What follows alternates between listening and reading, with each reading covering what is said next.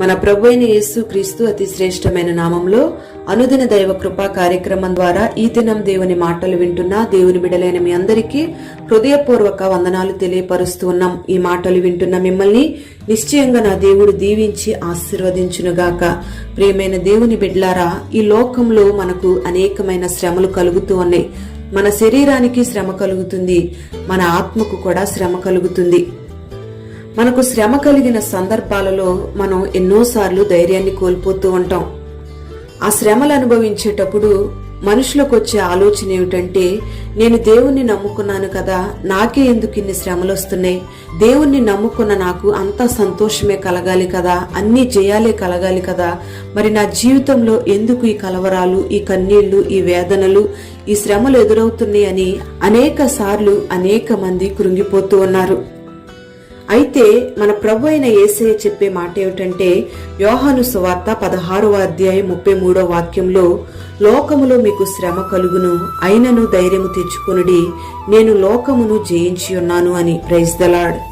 ప్రియ దేవుని బిడ్డలారా, ఇక్కడ దేవుడు సెలవిస్తున్న మాట ఏమిటంటే, మీకు లోకంలో శ్రమ కలుగుతుంది, అయినా మీరు ధైర్యం తెచ్చుకోండి, ఎందుకంటే లోకమంతటిని నేను జయించాను, లోకాన్ని జయించిన నేను మీ పక్షమై ఉన్నాను, మీకు కూడా జయాన్ని కలుగు చేస్తాను, మీ శ్రమలన్నిటిలోంచి నేను మిమ్మల్ని విడిపిస్తాను, మీరు ధైర్యం తెచ్చుకోండి అని ప్రభువు చక్కగా తేటగా మనతో మాట్లాడుతూ ఉన్నాడు.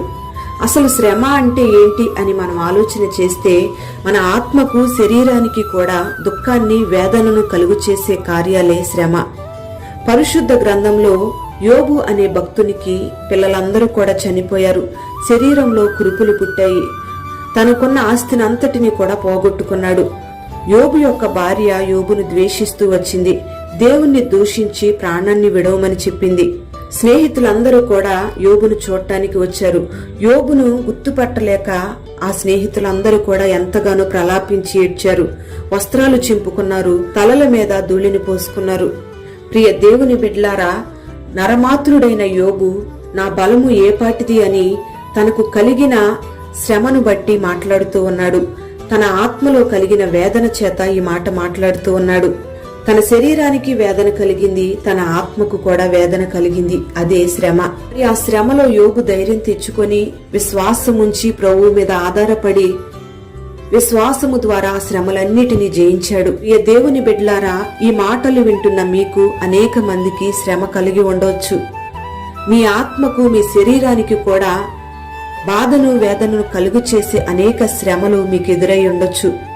అయితే ప్రభువు ఈ దినాన నీతో మాట్లాడుతూ ఉన్నాడు, ధైర్యం తెచ్చుకోండి, నేను ఈ లోకాన్ని జయించాను అని.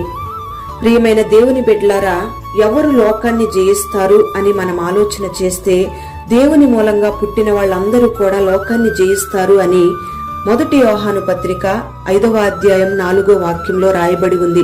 మరి దేవుని మూలంగా పుట్టిన వాళ్ళు ఎవరు అని మనం ఆలోచన చేస్తే, యేసయ్యే రక్షకుడని నమ్మిన ప్రతి వాడు కూడా దేవుని మూలంగా పుట్టినవాడే. దేవుని యొక్క నీతిని జరిగించే ప్రతి వాడు కూడా దేవుని మూలంగా పుట్టినవాడే. దేవుని మూలంగా పుట్టిన ప్రతి ఒక్కరూ కూడా లోకాన్ని జయించాలి అంటే ప్రతి ఒక్కరిలో కూడా విశ్వాసం ఉండాలి. విశ్వాసం అనేది దేవుని పిల్లలందరికీ కూడా ఎముక లాంటిది. ఎముకలు లేని శరీరం ఎలాగ నిలబడకుండా ఉంటుందో అలాగే విశ్వాసం లేకపోతే ఆత్మీయ జీవితం నిలబడదు. ప్రియ దేవుని బిడ్డ, నువ్వు గమనించాలి, ఈ లోకంలో జరిగే కార్యాలన్నీ కూడా మన కంటికి కనబడుతూ ఉన్నాయి, కానీ ఆత్మీయ కార్యాలు మన కంటికి కనబడవు. ఆత్మీయ కార్యాలు విశ్వాసం ద్వారానే కలుగుతూ ఉన్నాయి. ఆ విశ్వాసమే ప్రతి ఒక్కరిని యేసు రక్తం ద్వారా పవిత్రపరుస్తూ ఉంది. ఎప్పుడైతే ప్రభువు మీద విశ్వాసం ఉంచుతామో అప్పుడే ఆత్మీయ జీవితంలో అభివృద్ధి కలుగుతుంది, ఆత్మీయ జీవితానికి ఆత్మశుద్ధి కలుగుతుంది. విశ్వసించే అనుభవం ఏ ఒక్కరిలో ఉంటుందో ప్రతి ఒక్కరూ కూడా ఖచ్చితంగా లోకాన్ని జయిస్తారు. విశ్వసించిన ప్రతి ఒక్కరికి కూడా ఒక ప్రక్క లోకంలో శ్రమలు కలిగిన ఒక ప్రక్క విశ్వాసం ద్వారా లోకాన్ని జయిస్తూ ఉంటారు. ప్రియ దేవుని బిడ్డ, ఈ లోకాన్ని జయించిన యేసయ్య నీతో ఉన్నాడని నువ్వు గుర్తెరగాలి.